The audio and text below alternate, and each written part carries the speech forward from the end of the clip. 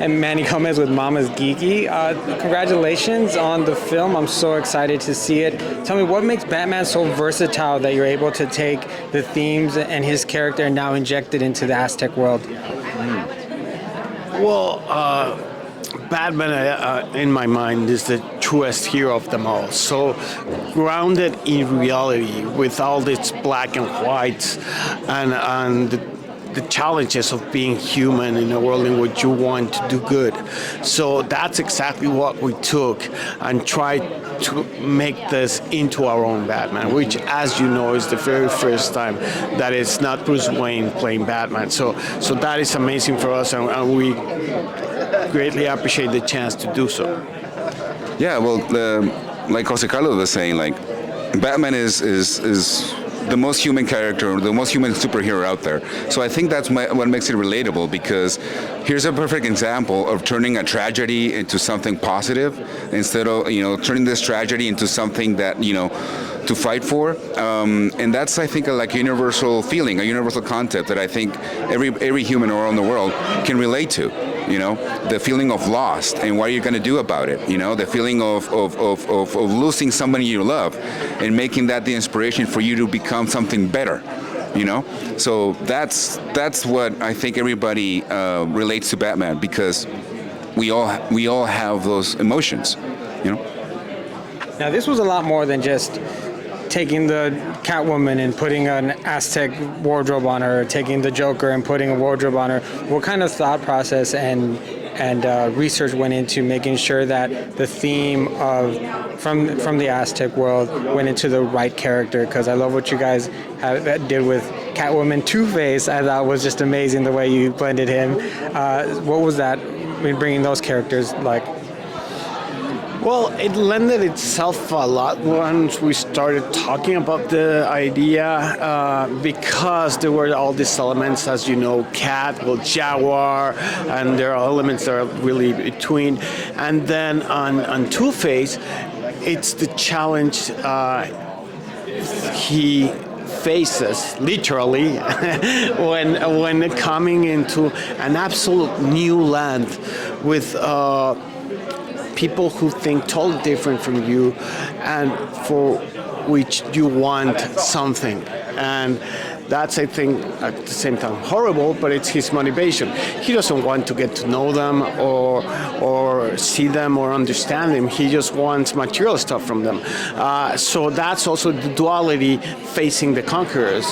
You're in a position either to cherish what you're seeing or to destroy it just for your personal. And that's the challenge and the inner demons he's facing throughout the story.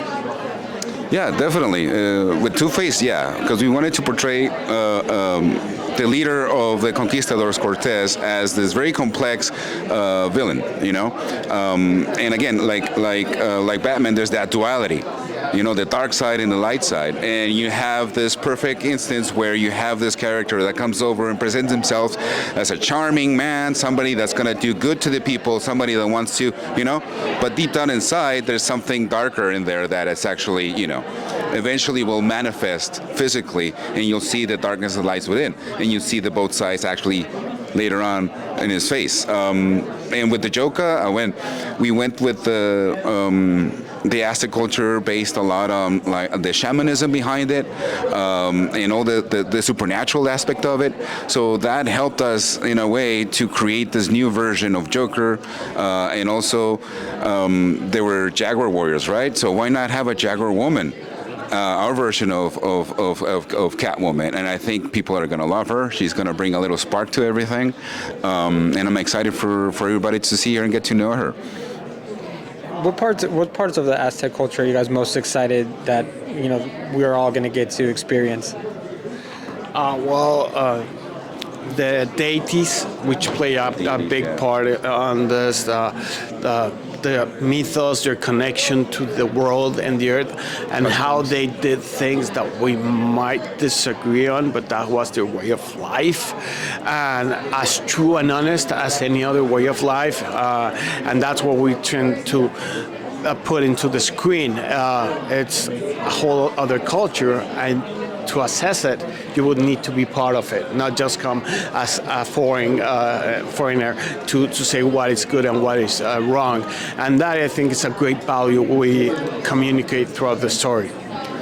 Yeah, well, I was very excited to feature the Aztec culture as the actual setting of where the story takes place, because it's so rich in mythology, it's so rich in supernatural beliefs, the deities, the different, some dark, some actually more pleasant, but it's a very complex, very deep culture that I wanted to be like the setting instead of just being some fancy backdrop, because we didn't want to have just some Batman with feathers and there you go. No, let's go really deep into what it means to grow up in this Aztec world and what it is to try and protect the people from invaders.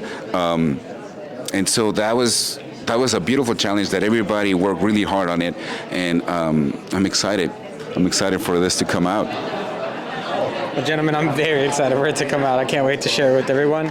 Thank you so much for your time. Tell me, what makes Batman such a good character in this world? なぜバットマンはこの世界観にぴったり合ってると思いますか？謎が多いキャラクターだからじゃないですかね。Because he's full of mystery. He's a man of intrigue. まあでもやっぱでもヤクザってなんか道外れてるような描かれ方しますけど、実はちゃんと筋は通してる存在だと思うんですよね。その筋は通してるヤクザとやっぱバットマンはバットマンでちゃんと筋が通ってるので、そこの2つがぶつかったらどうなるかっていうところが面白いのかなと思いますね。Actually, for me, it's the fact that, Yakuza are often seen as this kind of like off the beaten path, or like they've fallen off the straight kind of organization. But in fact, they do have their own creed and they follow their own principles. And so does Batman. So I thought it'd be really interesting to see the two of them, what happens if the two of them came head to head. なんかじゃあこの世界に合うかというよりは、むしろなるだけ彼らのキャラクターが活躍できる世界を作るようにしました。むしろ。For me, it's not so much whether Batman fits so well into this world. It's so much that, how would the character act if he were plopped into this world? And to build a world in which he can be, that he can fit into, rather than the other way around.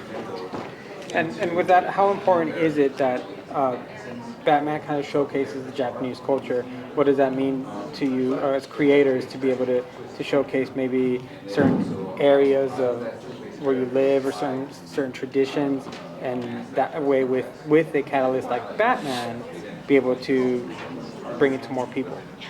で、それぞれにはなぜそのバットマンが日本文化を象徴したり、象徴的な日本文化をバットマンを通してファンの皆さんに届けるっていうことに関して話していただけますか？例えば自分の住んでるとことかお好きな、文化の一面とかをお見せするのが大切なんですか？やっぱバットマンを日本人のチームで作れないかという依頼があった時に、だったら僕はアメコミの文化も大好きなので、それと自分たちが好きな日本のアニメーションの文化とか漫画の文化をできるだけ拡大解釈して、誇張化した形で伝えられれば面白いなと。それでバットマンは驚かないキャラクターなので、その驚かないキャラクターがとんでもない世界に行って、バットマンは驚かないけどお客さんが驚くと、そういうのを狙ったという感じですね。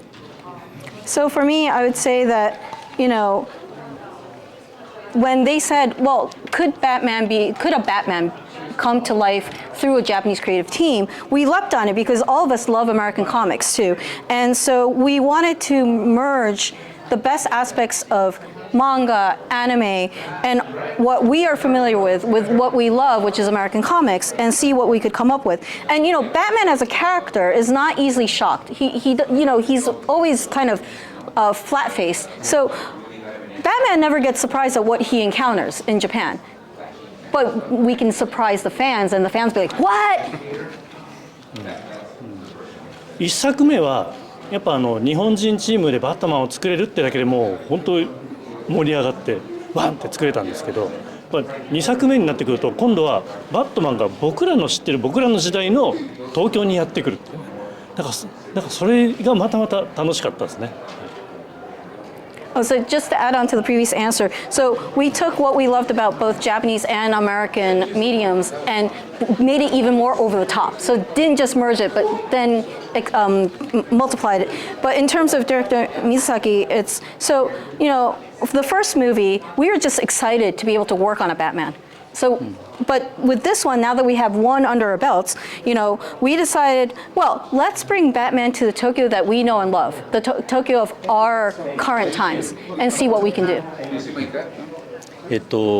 そうですね、バットマンがもうアメコミキャラクターの本当に中心人物だと思うんですけど、やっぱりそういうキャラクターが和の文化、日本の文化の中に入るっていう、まあ、前作でももちろんまあ、忍者の世界で武士の世界に入っていったわけですけど、まあ、今回はまあ先ほどおっしゃられたようにやっぱり水崎さんがおっしゃられたように現代の日本の中にじゃあバットマンが来た時はどんな風な絵になるのか、それこそ新宿の街にバットマンがいて戦う場面で、そういうなんかバットマンが日本の文化にいろいろ触れるっていうところをちょっと面白がって自分では演出しておりました。